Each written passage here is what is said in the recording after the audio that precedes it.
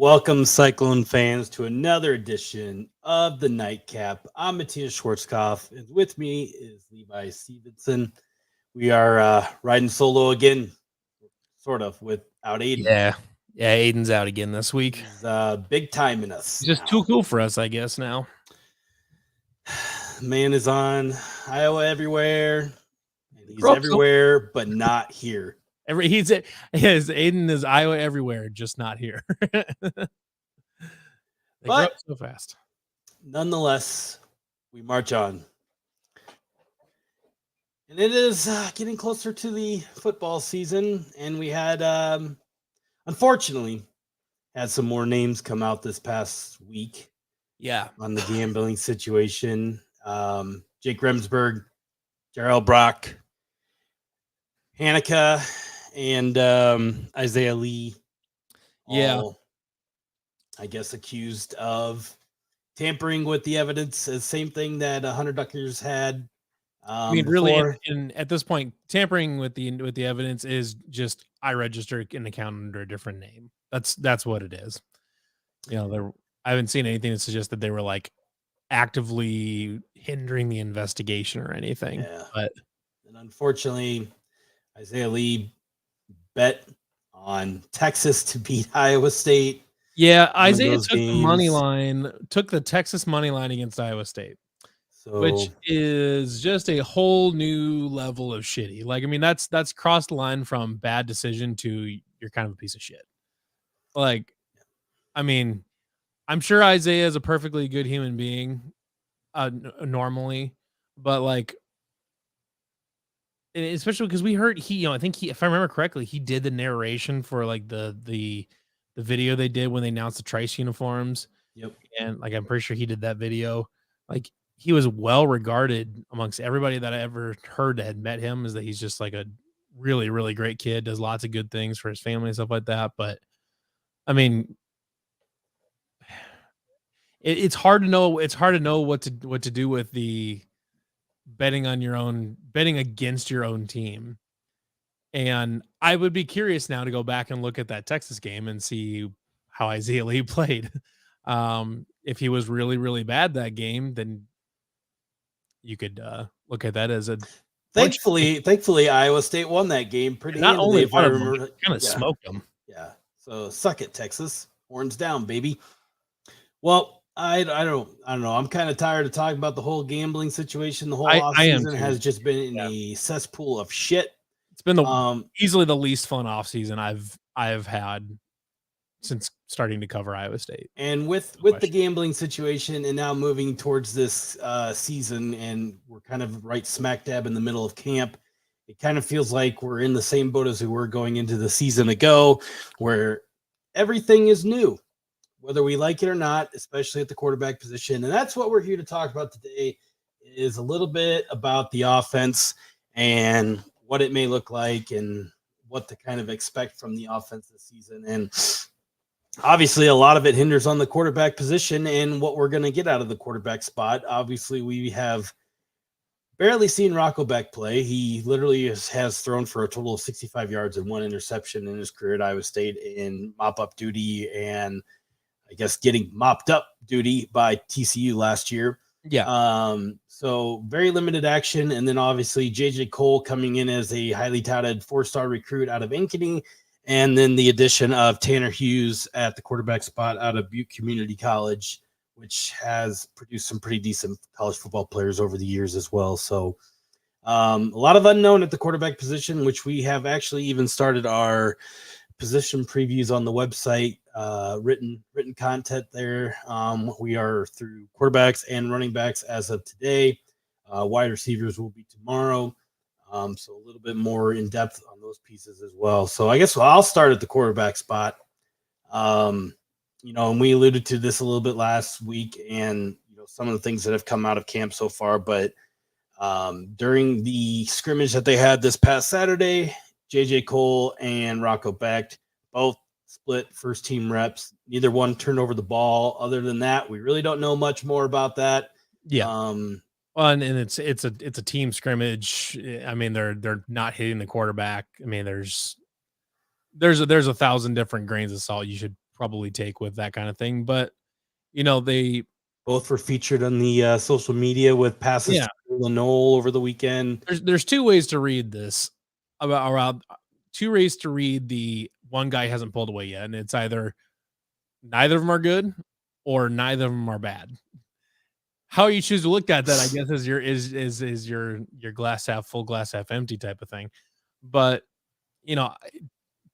I've said this before. I've said it on this on the Nightcap. I've said it on Down the Pipe. I've said it on every other podcast that I've been on. Iowa State's offense taking a step forward this season is not going to be dependent on quarterback play. Yeah, and we'll get to it in a little bit, but quarterback play, like Hunter Dekkers definitely needed to be better last year, but he also didn't have a great scheme to work with. He didn't have a lot of good playmakers to work with. The running game was non-existent. He had a lot working against him being good last year, and there was times where he probably felt like he needed to force something. If, like, let's say Hunter Dekkers was still here, if the offensive line got better and the running game was better, that would be something where, like, then you would expect Hunter Dekkers to be better because just things around him are working better. And for that reason, Rocco Beck and JJ Cole in my evaluation are, plenty capable of, whatever that is, high school tape or whatever, but like the limited that we do have on them, they both seem plenty capable of running a collegiate offense. If the running game is there, if the offensive line is better, things like that. There's lots of things that they can both do to be successful this season that, you don't have to be a senior to do. Very random here, but what kind of grinds my gears? What's that? Not that I hate giving money to Iowa State or anything like that. I want Iowa State to be good, but the ISU Foundation calling you at 8:00 at night wanting money. I'm not answering called that call. Me. Like, come on. Business hours here, folks. Come on. You'll get money out of me if you don't call me in my house when it's nighttime. I'm already a season ticket holder and therefore a donor. And I went to Iowa State. I'm part of the Alumni Association. I already give enough money to Iowa State. Also, donate to the We Will Collective if you can. Yeah. So, and actually, that's a good point. Is that for any of you that are not already in the Discord, or even if you are in the Discord, right now we're looking at doing a premium We Will chat. Which is, it'll be a whole section. It'll be an actual chat room, and then like a video thing. Which what we'll do, maybe we'll do some Q&As. I'll probably move my film room sessions there, things like that. Probably, I'm thinking right now probably $10 a month. And Brent Bloom will also be involved. He'll jump in the chat here and there, drop some nuggets once in a while, answer some questions, all that good stuff. And we'll try to put some more premium content there to make it worthwhile. But if it's $10 a month, all $10 would go to the We Will Collective. We're going to try to do that. I would really, really like to get that going, especially if we can get enough interest. If you get 50 people in there at $10 a month, that's a $500 a month donation to the We Will Foundation, or to the We Will Collective. And to me, that would be a great start to this. We can keep. And anybody who is not a member of the Discord, go ahead and join. The link is on our top of our Twitter page. You can join at any moment in time you want. We are currently at 944 members. The goal is to get 1,000 by football season. I don't think we're gonna have a problem doing it, but I still really want to get it done before the week of the season. So everybody out there, share it and we'll roll. So back to the quarterback spot, and I'll kind of jump this right into the offensive line as well, because to your point of the quarterbacks not being their success depending on them being good or not. But if the offensive line is going to take that step forward that we really are expecting at this point, because in the time that Matt Campbell has been here at Iowa State, we really have only had two good offensive lines, or ones that I should say were decent. Because in year one under Matt Campbell, I would say that has been the most physical line that Iowa State has had. Now, obviously, it didn't translate into wins because Iowa State finished 3-9 that year. And then the second offensive line that obviously did very well was one of the top offensive lines in all of college football, was the 2020 team. And obviously that parlayed into a ton of success for that football team. Now, that again, on the back end of that, for the most part, that same group took a huge step backwards that following year in 2021, as did a lot of the tiny little things, winning in the margins, etc., for this football team to not have the success that they had the year before. So Ryan Clanton over from UNI, who has produced 2 very good offensive linemen in the NFL so far, in Trevor Brown and Spencer Brown and Trevor Downing, or Penning. Penning. Sorry, I got this as the resident expert, offensive line expert out of us too. It is Trevor Penning and Spencer Brown, and both those guys are very physical offensive linemen. Play with a chip on their shoulder. Will basically fight you in a phone booth if they had to, and that is something that this Iowa State offensive line has lacked in almost every year that Matt Campbell has been here. I've been preaching on this show. You could probably go back and watch some of the nightcaps before, but you need the physicality up front for this Iowa State football team to be successful. Now, they've gotten away with it over the years because they've had running backs as good as David Montgomery and Breece Hall, who could create on their own, break tackles, get out in space, make guys miss. Now, with this crop of running backs that Iowa State has, especially, last season with Jairo Brock, and now he's probably not going to be playing anymore, but even more with Cartavius Norton, the kid from Stanford Harris, I believe is his name. Yeah, Arlen Harris. Yep. Arlen Harris, Eli Sanders, Abu Sama, which we don't really know, and him and Carson Hansen. Yeah, they've all got an interesting dynamic to play in this. The running back preview just came out today. I wrote it. Eli Sanders is a good speed guy. He number one thing he needed to do was improve his ball carrier vision and finding holes and hitting them at the right time. That's something that can be addressed in the film room. And then you've got like Arlen Harris, who kind of the early report is that he's a good pass blocker, which obviously Matt Campbell's a big fan of, especially on third down. And then you've got, Cartavius Norton, who, certainly when I went to the spring practice in 2022, the open spring practice in Ames, that was a guy that immediately jumped. Like, you just watch him play, it's like, holy cow, this guy runs hard, really athletic, stuff like that. But just dealt with a lot of injuries last year, just couldn't stay healthy. So you hope that he's kind of back to being 100% and can this is where he takes off type of thing. So the point with these guys, though, is that they need space to run because they're not the creators or magicians, I should say, really, that David Montgomery and Breece Hall were. And that's really, and I'll point to Colin Newell when he was, shout out to my insurance agent, Colin Newell. When he was in 2020, when they were really successful, he was the guy that was getting off the ball first. Obviously, being the center, that's what you want. But he was moving his guy 2 yards downfield, and everybody else just kind of coincide with that. Now, we have kind of seen here in the past couple of years where that center position really hasn't got that push up front, and it just kind of, your feet get tangled up. Guys aren't getting the push they need just because they're locking up and things like that. Now, that's not the case on every play, obviously, but you really want your center to be the tone center and getting out there and getting guys blown off the ball and starting it downhill from there. So Clanton is a guy that is preaching physicality, violence. I think we've heard the word violence in the terms of the offensive line over and over again this spring and then into the fall.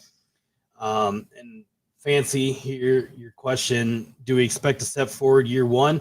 Yeah, we should, because I think it's fair to expect to be. I think it's fair to expect like they have to be better. Period. Yeah, there is no ifs, ands, or buts, because I really think you're kind of in that point where the offensive staff has been changed, and that's like your big first like admission to we had a problem. Now, either your problem goes away or your problem becomes a trend, and then that's what gets people fired. So if you do not fix that trend into the right direction, you're going to have a lot bigger problems than, hell yeah, we just need a new offensive line coach. That's going to help us a lot. No, you're going to be on the hot seat. Whether we like it or not, in the terms for Matt Campbell, this offensive line has to get better. There is no way around this. So between the offensive line just never being good under him, I mean, they've been good in spurts. Like the 2020 group was good, but like that's I don't know how much stake to put into that. But like between the offensive line and then the just outrageous special teams regression, I mean, there's been some significant parts of this team that have taken massive steps back or just have not progressed whatsoever under Matt Campbell. And I'm sure that bugs him just as much as it bugs us.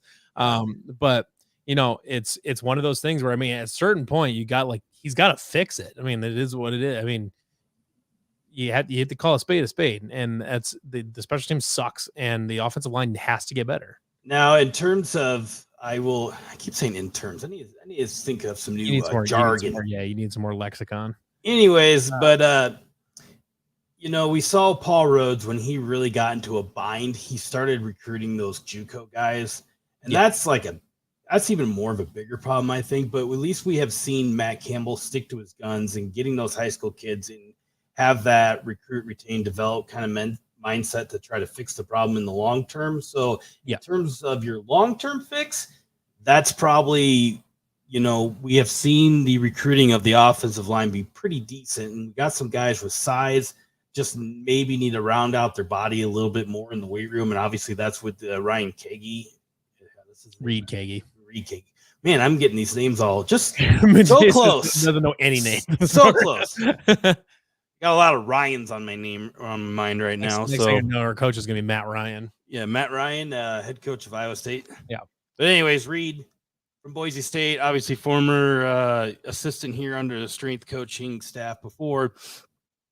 It was a little bit more of a fundamental change than anything. It's not that, the past staff was bad at their job by any means, but it just wasn't fitting the current philosophy of what Matt Campbell wanted to do. And they'd plateaued quite. Yeah.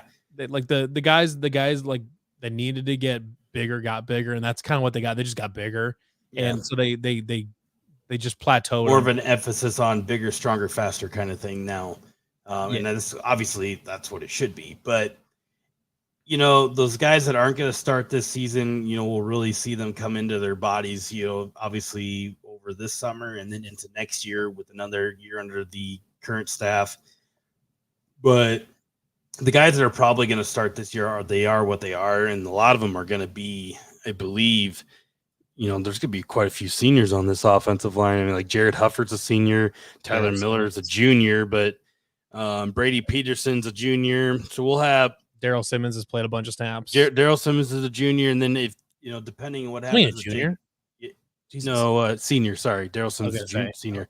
And then obviously what happens, but the two right tackle possibilities, and obviously we can probably assume Jake Remsburg is not going to be there for at least 4 games because it doesn't sound like his wasn't as bad, but he might have a chance to come back. But you can assume right now that Grant Triber is going to be the starting right tackle, and he is also a senior, a guy that probably could have transferred a long time ago. He was a pretty highly touted offensive line prospect out of South Dakota coming in here to Iowa State. They had a lot of high hopes for him. He's kind of just not done anything. He's stuck around. So he played quite a bit last year when Remsburg was hurt. So I mean, that's probably going to be your starting offensive line right there. I mean, you got some guys like James Neal, and this is the kid that they got out of the community college last year, but I cannot even say his name, but it's like Akin Shiloh Olufofunto. I don't even know how to say that. So yeah. And then Dalen, it doesn't feel like you stuck the landing, but I can't really protest. I can't really. I don't know. Yeah. And then Dalen Hazard, the recruit out of Minnesota, who they are very pleased with so far. So a lot of possibilities that guys that could be playing. We just don't know quite yet. But yeah, in terms of expecting a step forward in year one, it has to happen. There's no expectation. There is an expectation for it to happen, but it has to happen. Otherwise, a young quarterback, a bunch of talented guys at running back, but a lot of unknown at running back still. Yep. You're going to have a tough time. And it's just, there's a lot of unknowns. The offensive line playing with violence and playing with effort and energy is going to go so far.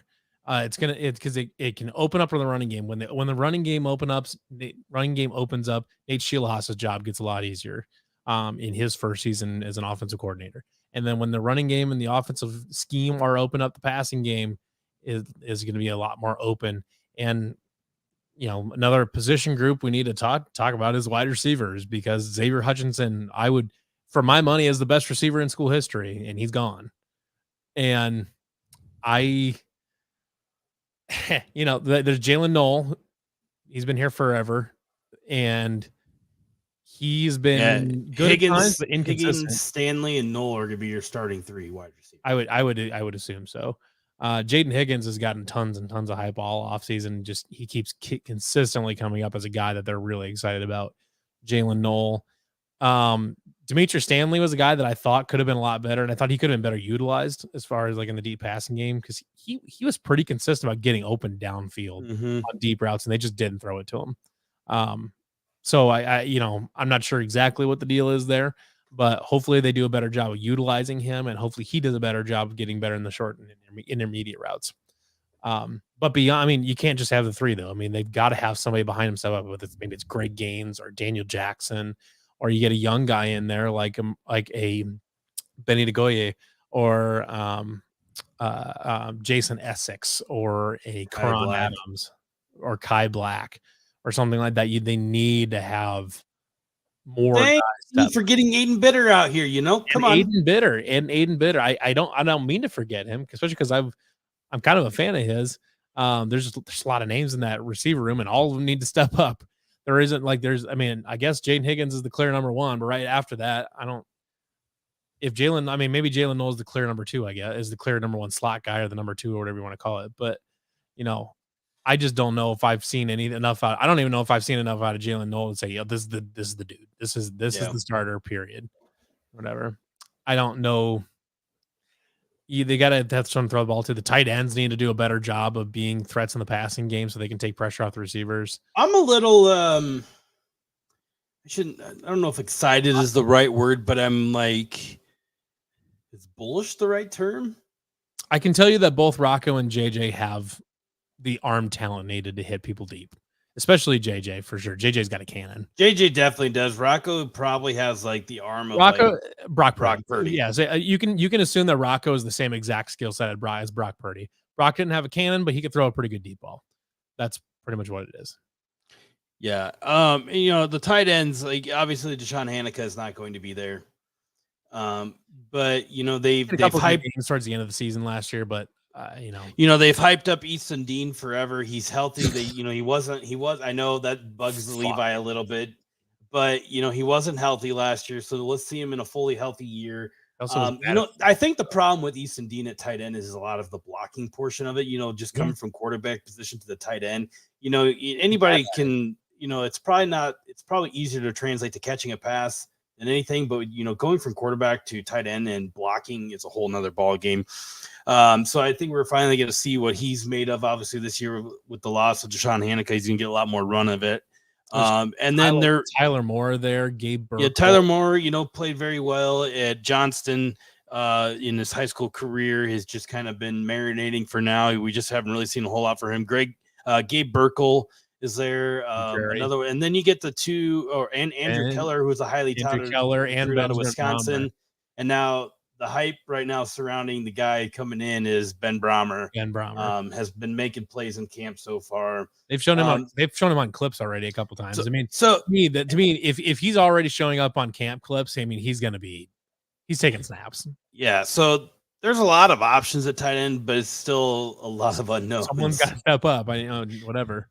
That's what it is. Receiver. There's a lot of talent at receiver. There's a lot of speed there, especially, but they just. Someone's got to do something. The moral of the story is going into the season is we think we got guys. Someone's got to do something. It's just a matter of them panning out and working. So fun. It's going to be like it's either, there's 3 scenarios on it. It's either going to be really good, mediocre, or extremely bad. The thing too, though, here is that you've got lots of young guys that we think are very, very talented, which means that expectations for this season are fairly low. But that also, typically speaking, Iowa State's teams have done much better as the underdog than they have as with significant expectations. And they are absolutely the underdog. Nobody's really expecting much out of them. Even Iowa State fans are not expecting a ton out of them necessarily. I think for most people, a bowl game would be a fantastic win, would be a fantastic outcome for this season. And Not just because that's like the standard's been lowered again or anything like that, but it's just because of experience and how young the team is. Iowa State was one of the youngest teams in college football last year, and they probably still are. And it's just one of those things where like this is the year. Like, to me, if they're ever going to start being more aggressive and taking some risks on offense, this is probably the year to do it. And I mean, you might as well roll some dice here because playing ultra conservative didn't remotely work last year. It was an abject failure. Playing extraordinarily conservative. But the problem is they're probably gonna. I mean, I'm not under any impression that they're going to be aggressive. They're still going to be a conservative run first power football team. It's going to be. I really do think it is going to be, or they're going to attempt to make it a carbon copy of 2017, or yeah, it would have been 2017, or was it 2016 that Jacob Park left? 2017. So 2017, it's going to try to be the carbon copy of that season, where you had, Tanner Hughes could probably be using a run package to kind of take some pressure off a young quarterback in short yardage teams. Yeah, I think it's going to be that. This is a reference to my old revamp streams in which in my first season, I was playing at Kansas State and I was getting ready to have like an undefeated season. And I got cocky at the goal line at the last second and ran a speed option and pitched the ball directly into a Kansas State player's hands who ran it back for a touchdown and won the game. Unbelievable. That was the day you got fired as offense coordinator. Yeah. Well, you'll have that. Yeah. So I don't know. I'm kind of looking for that 2017 offense just because, and obviously that offense wasn't like flashy and high flying around, but it was like, if it was slowly effective, it was like, they killed people with methodical. Yeah. Killed people. The problem here though, with the 2017 teams, one, you had Dave Montgomery. Yeah. Who make anything out of anything. You had Hakeem Butler and Alan Lazard and Marchie Murdoch. You had a whole bunch you had just a pile of good receivers. You had Charlie Kohler and Chase Allen, just two of the best. That's what I'm saying. Like they're going to try and replicate it. I guess they just had that team had an outrageous amount of talent on the offensive side of the ball. And that's just, schematically, maybe that's what they're going to try to do. To me, I'd like to see more of the 2018 offense where they took a few more shots downfield. They were a little bit more big play oriented offense. They still were fairly conservative, but they were fairly creative on offense. They took some shots here and there. I would like to see more of that because I'm just, to me, the more conservative you play on offense, the more ball control, the closer the games. If you're like intentionally playing close games, you're gonna get bit sometimes. And Iowa State got bit a lot last year in close games.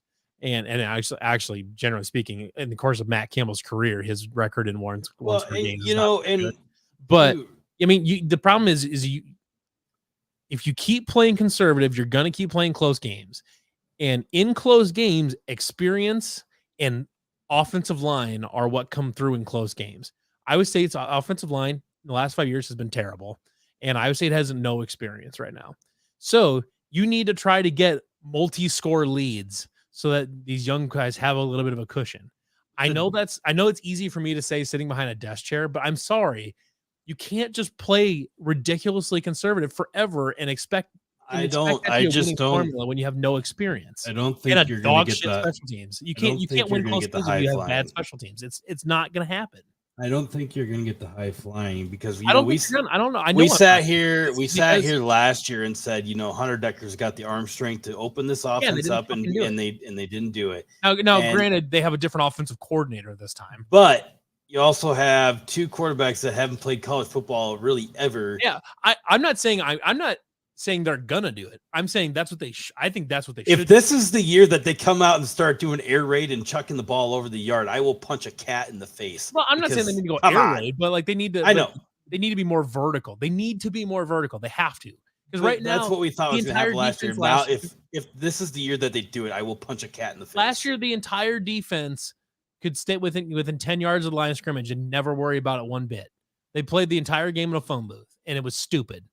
And then they like play all these close games, and then what happens when it comes down to a close game and Iowa State special teams has to win the fucking game? It never do, because the special teams are horrible, and they have been all the time under Matt Campbell. It's stupid. I don't understand why we keep playing this dumbass game where we play conservative, we play close games, and we're like, well, we're just gonna win in the margins.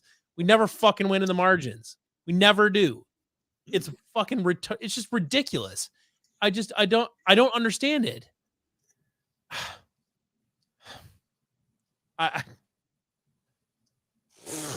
That's how you really feel. I feel like we've been saying this stuff the last 3 years. Well, you got your blood boiling there, but you keep your blood boiling because it ain't gonna change. It ain't changing this year. No, I know it's not. It's never gonna change. We might have less. We might have less crossers on third down, but it ain't changing for the most part. This right here, I say, I don't understand why you keep playing this stupid fucking game. That's exactly right. Like, it's why we show up every fall thinking that this year it's kind of like being a Cubs fan almost, but we're just dumb and we keep showing up, and we think something's gonna change and it never does, It never does. And like, I understand that, like, God damn it, we love to do it. I know. I mean, this is year 7 of Matt Campbell. There's a certain point where we have to move on from, we're changing the culture, we're raising the standard, we're doing all this or whatever. We have to move on past that and say, nope, you got to keep doing it.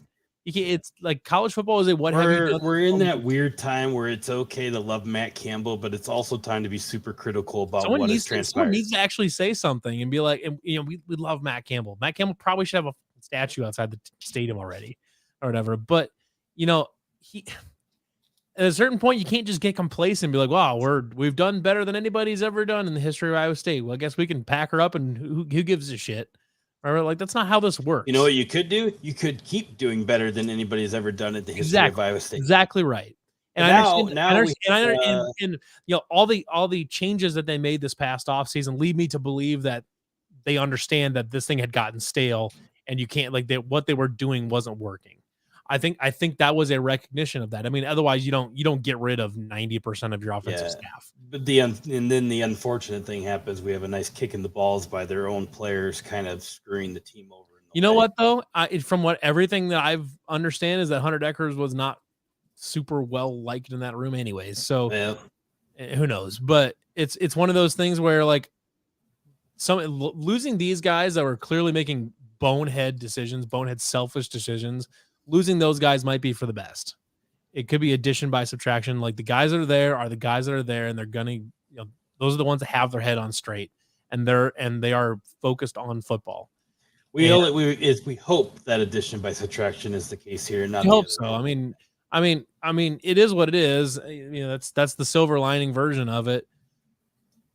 Right now, there's expectations are so low, but they've got lots of talent on there that they've built up through recruiting. But you have to do something with it. You cannot sit there and squander it and play. And you can't play the same game you played in 2021, where you had 1.5 million years of experience. You had the best quarterback in school history, the best running back in school history, the best tight end in school history, the best wide receiver in school history. Probably 2 of the 3 best linebackers in school history, one of the best defensive backs in school history. You had all of this experience, and they were all like some of the best players that have ever walked through here. Or whatever, and you just sat on your laurels. You played a bunch of close games. You lost a bunch of close games because the special teams was terrible, and they just cannot get their heads out of their asses in close games. They didn't do it last year, and they went 4-8 instead of 7-5. And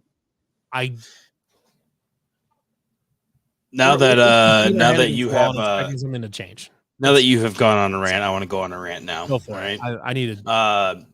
Clone cones. No. The fuck out. No. You know how now, and obviously this wasn't the position we were in when the scheduling happens, because obviously college football scheduling happens years in advance. I'm kind of irritated now that we have scheduled an away game at Ohio.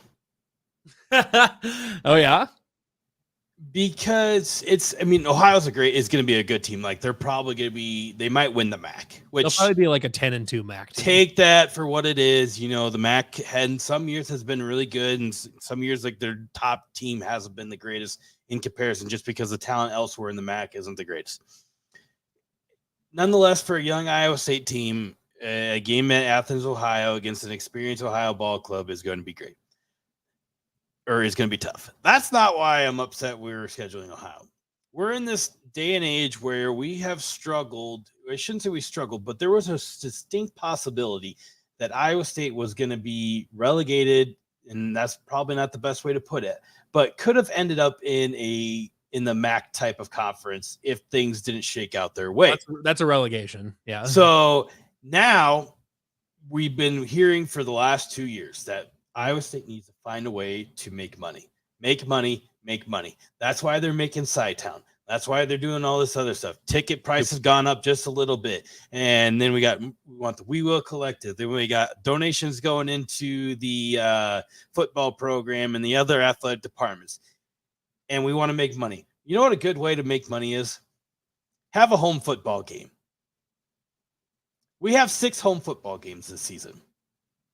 We didn't have to schedule a home and away game or home and away series with the University of Ohio. I get why Jamie Pollard did it. It was because sell beer. That's another way inside Jack Tri-Stadium. We'll get on that for another day. But anyways, I mean, there's not even really much for us to talk about, like, because we've ranted about it for 1,000 years. Like, there's no reason at all that Iowa State should not be selling beer at football games. The University of Iowa, another Regent school, did it and made a shitload of money on it. Case closed. Yeah. So back to it. I get why Jamie Pollard scheduled the game in Ohio, because it was one of those things. It was one, they're going to use it as a recruiting tactic, because at the time when they scheduled it, Matt Campbell was attacking the state of Ohio for guys like Mike Rose, et cetera, down the line. They're using it as a recruiting tactic. Athens, Ohio is not a destination for fans of us to travel to an away game. It is not a destination whatsoever. I will tell you. Then you have Tulane. Athens, Ohio, and Athens, Ohio is actually a pretty fun place to go. Well, either way. Yeah. Then you have like a game at Tulane, which, okay, New Orleans is a destination thing, but the odds of the average person going to New Orleans in the middle of the fall might be slim. Obviously, we did it when we went to Las Vegas, but now the whole dynamic of this has changed a little bit, where we need the money, and now we have 6 home games this season. Typically, every other year you flip-flop back and forth. You have 7 home games, 6 home games, whatever it is. Every year you could have 7 home games no matter what. And then on that other flip side, that one year, like Baylor this year has 8 home games. Yeah, they're raking in all that money. Why not? I say, why not just flip-flop between 8 and 7 home games instead of 7 and 6? Why can't we have that 8 or 7 home games? Like, this is dumb. Don't schedule these anymore. Like, I don't give a rat's ass if we schedule UNLV any longer. Like, yeah, okay, the Las Vegas trip was great for a lot of people. But again, the dynamic has changed. We need to keep as much money in-house as possible. What's the best way to do it? Where we sell out those home games at the beginning of seasons, because no matter what, for Iowa State football, we are excited for it. An extra home game that we're selling beer at. Take advantage of it. Stop scheduling these types of series. Yeah. You can schedule a home and away series if it's like, I'm going to guess in a few years, like let's just say 5 to 10 years, in that time frame, the Cy-Hawk series is probably going to go away, because the Big Ten is at 18 teams. They could go to 20. Who knows? But they're going to up the level of their conference games to like 9 or 10. Sorry. They don't go to 10. It just depends, but the Cy-Hawk will be around. I don't think maybe that.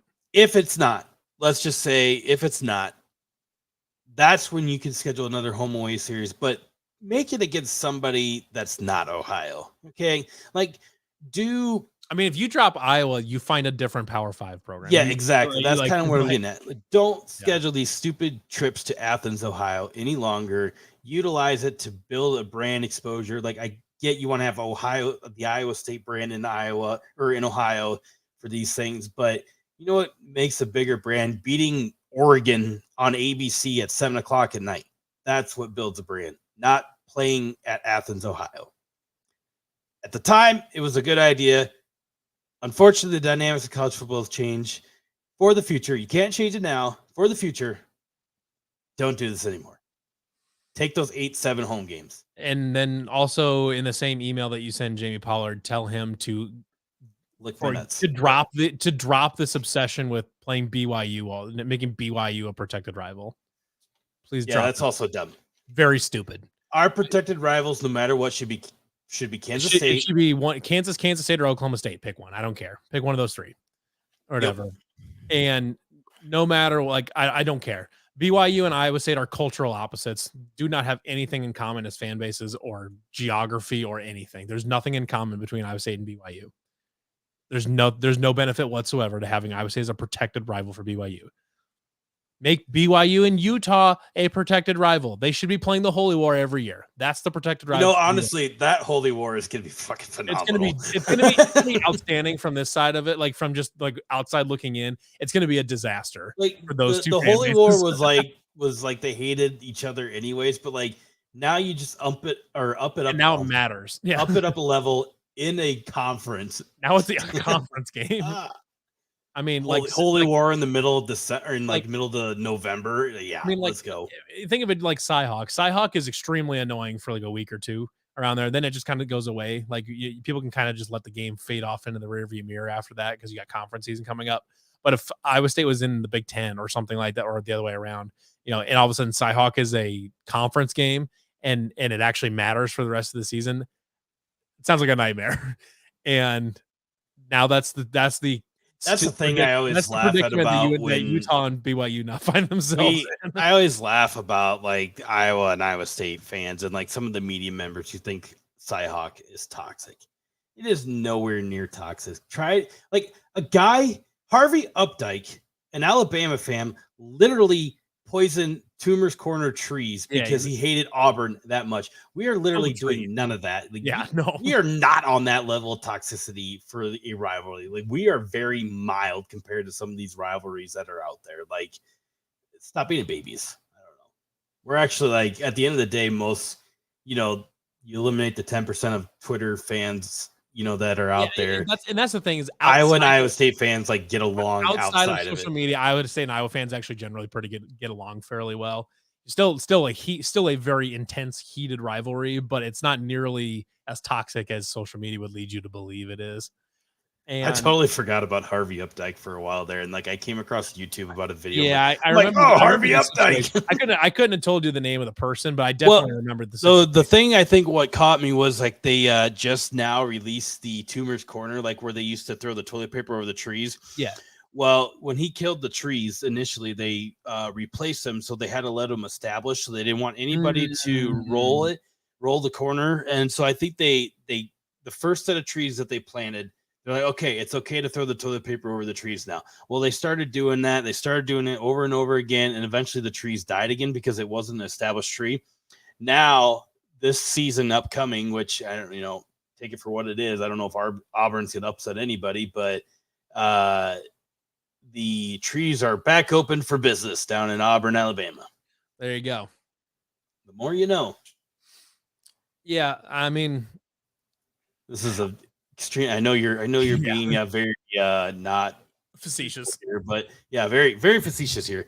That is not the way to do it, dude. Play something else. What are you talking about? Come on, man. I genuinely have no idea what that comment is. But like, I mean, really, in regards to this offense, the long and the short of it is the offensive line has to get better, and somebody needs to do something. It needs to be a receiver, tight end, running back. I don't care. The quarterback, someone needs to do something and do it behind a good offensive line. I hope and pray that Nate Scheelhaas is more aggressive than Tom Manning. I don't know if he is or not. He was a fun player. He was a fun dual threat quarterback as a player. You like to think that would. He was with Ron Zook at Illinois, right? That was when they went to the Rose Bowl, right? I don't know if they went to the Rose Bowl or not, but I think he played in the Rose I could see. I wouldn't say it wouldn't shock me. I think they did have one really, really good season there.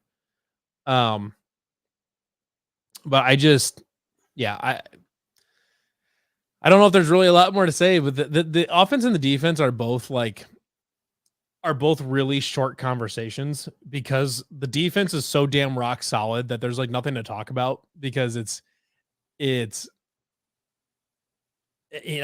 so many known commodities on that one, and then at that point you're talking about linemen and linebackers that are just Yeah, we haven't played them. Let's see them play a lot, but we know they're good, type of thing. And then the offense is like, it's the offensive line. That's the only thing that matters. It's problem 1, 2, 3, 4, and 5. Do you know Nate Shieldhouse was born in Davenport? I did know that, actually. I did not. Look at that. Born in Davenport and went to the KC area. I can confirm that Nate Shieldhouse was not part of the Illinois team that played at the Rose Bowl. That I can tell. What year did they go to the Rose Bowl? I don't remember. Ron Zook was there. That's all I can tell you. Okay. Yeah. I don't know. What do you think? Do we got anything else to add about the offense? You got anything else you want to Chad Mendenhall, Ron Zook. Okay, here we go. Now we're getting somewhere. Yeah. Here we go. This doesn't say anything. Good running back. It wasn't that great for the Steelers, but their quarterback was Juice Williams when Nate Shieldhouse Juice Williams. I remember that now. Yeah. There we go. Rose Bowl, 2007. Yeah, they've been just a little bit before Shieldhouse. 49-17, they lost to USC. Yay. Who was on the USC team? Was that Reggie Bush? 2007, you said? Yeah. No, Reggie Bush would have been gone because he was on the cover of NCAA 06 or 07. 07, who would have been on that USC team? Would that have been Matt Barkley? Juice Williams played on the Chicago Slaughter Indoor Football League team. I know Matt Barkley's way too young. No, there's no way. I'm trying to think who would have been on that USC team. Because that was after Leinart Bush and Lindale White and all that. That was after that era. Steve McMichael was the head coach of. Oh my God, that was probably a nasty of USC. No, Steve McMichael was the head coach of the Chicago Slaughter Indoor Football League team, which is an elite name. Chicago Slaughter, sick. It's a good name. It's a good team name. As Steve McMichael was your head coach. Whew. Shout out to 85 Bears. Oh yeah, Mark Sanchez would have been on that. He'd have been the USC quarterback for that team. What is happening here? Are you on something here, my man, Clay? This person? Well, draw on my pillow. Is it cool to say hello? This has to be it. There's no way this is a real person. This has to be an AI. This is phenomenal. I don't understand. This is going. None of these comments make any sense. Let's see what he says next. I don't. Is he going to say anything like in a Clay, are you a bot? For those who can't see this, eventually when you listen to it on the podcast, there's a guy in this chat saying some weird things. He's on drugs, I think. You on drugs? Yes. I mean, his. Oh wait. This. Yeah. See, I don't.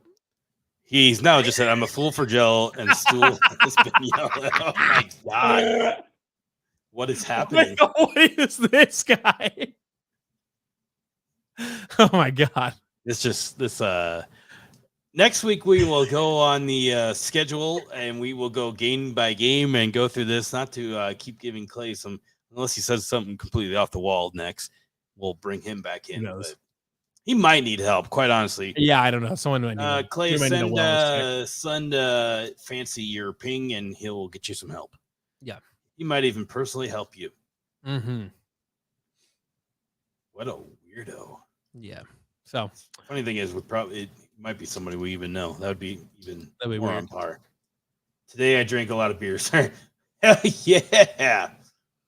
Clay's drunk. He's drunk. It's fine. Fair enough. That explains a lot. Wise bud. All right. Well, we should probably wrap this up before Clay gets out of hand.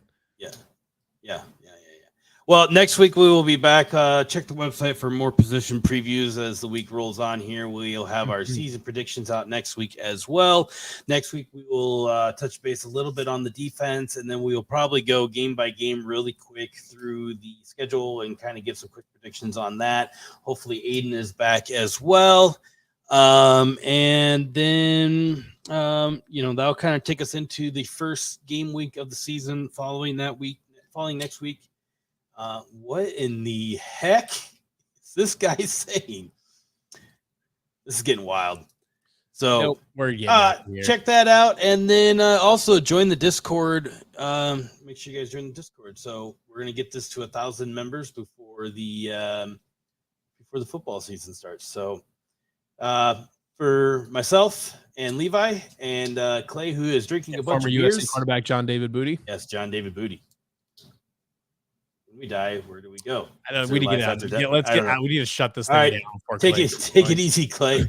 So we'll see you guys next week. And Ghost like, is there a thing I gotta click that like gets this out of here? Nope. That's what shows you. Where's Aiden when you need him? All right, see you guys later. That's it.